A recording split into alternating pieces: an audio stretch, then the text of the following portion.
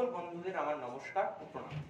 আমি দৈপায়ন রায়, রহরা রামকৃষ্ণ মিশন বালকাশ্রম উচ্চ মাধ্যমিক বিদ্যালয়ের দ্বাদশ শ্রেণীর ছাত্র।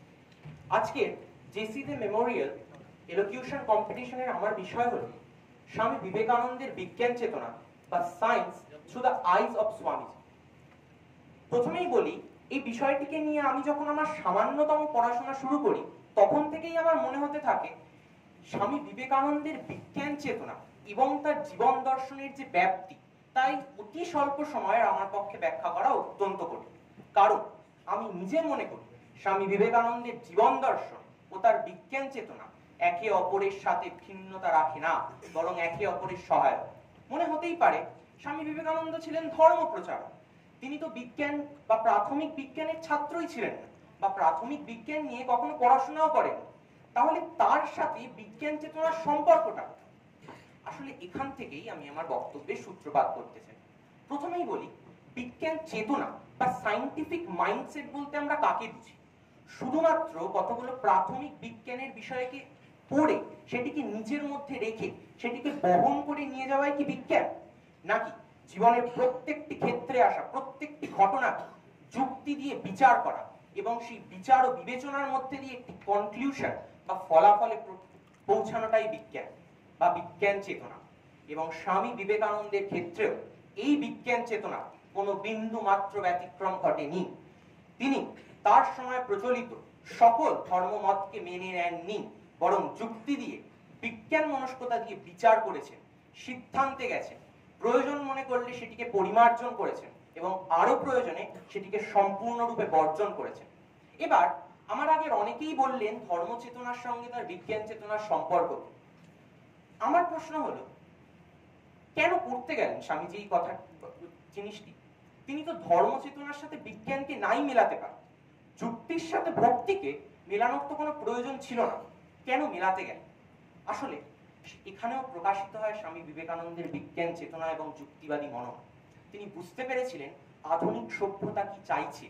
তিনি বুঝেছিলেন আধুনিক যুগ হলো বিজ্ঞানের যুগ, এবং এই যুগে দাঁড়িয়ে মানুষ এমন এক শাস্ত্র বা দর্শনকে চায় যে দর্শন কিনা একই সাথে বিজ্ঞানের সকল যুক্তিকে মেনে নেবে এবং পাশাপাশি মানুষের জীবনকে উন্নত থেকে উন্নততর করবে।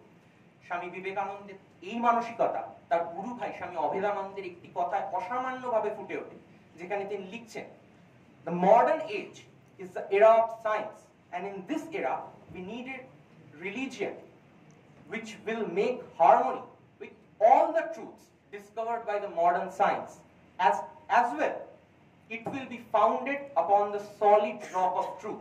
অর্থাৎ স্বামী বিবেকানন্দের ধর্মচেতনা তার বিজ্ঞান চেতনার কখনোই বিপরীত নয়, বরং স্বামীজি মনে করতেন arts, science and philosophy everyone leads to the one thing. শুধুমাত্র তাদের বলার ধরন বা এক্সপ্রেশনটা আলাদা। এই কারণে স্বামী বিবেকানন্দ নিজের প্রত্যেকটি ধর্মীয় বক্তৃতাকে আলোকিত করেছিলেন বিজ্ঞানের আলো দ্বারা। তিনি ঈশ্বর এবং আত্মাকে ব্যাখ্যা করছেন। অসামান্যভাবে তিনি বলছেন ঈশ্বর এবং আত্মা উভয়ই হলো এমন এক বৃত্ত যার কোনো সার্কামফারেন্স বা পরিধি নেই, কিন্তু দুজনেরই একটা কেন্দ্র আছে। আত্মার কেন্দ্র এক নির্দিষ্ট ব্যক্তির মধ্যে, যেখানে ঈশ্বরের কেন্দ্র সকলের মধ্যে। মৃত্যুকে ব্যাখ্যা করতে গিয়ে তিনি বলছেন মৃত্যু হলো এই কেন্দ্রের স্থানান্তর মাত্র। 1896 সালে ইংল্যান্ডের একটি বক্তৃতায় তিনি তার শ্রোতাদের উদ্দেশ্যে সরাসরি প্রশ্ন করছেন, "Should the religion itself to be scrutinized by the same kind of criteria by which secular sciences are justified?" তিনি বোল্ডলি এটির উত্তর দিচ্ছেন, "Yes, it should be." এবং যে ধর্ম যুক্তিকে সাথে নিয়ে এগোতে পারে না, সে মানুষের জীবনকে এগিয়ে নিয়ে যাবে কি করে? ফেলে দাও সেই ধর্মের, দরকার নেই। তিনি আরো বলছেন, আসলে সকল বৈজ্ঞানিক, সকল দার্শনিক, সকল স্পিরিচুয়াল লিডার একটাই জিনিসকে অন্বেষণ করছেন, দ্যাট ইজ ইউনিটি। স্বামী বিবেকানন্দের কথায়, we need a universal theory which can explain everything in the universe.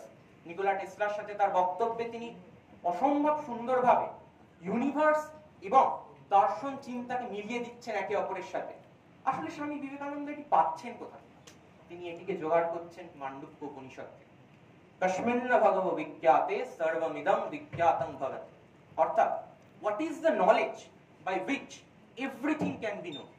অর্থাৎ স্বামী বিবেকানন্দের বিজ্ঞান চেতনা এবং ধর্ম চেতনা একে অপরের সহায়ক।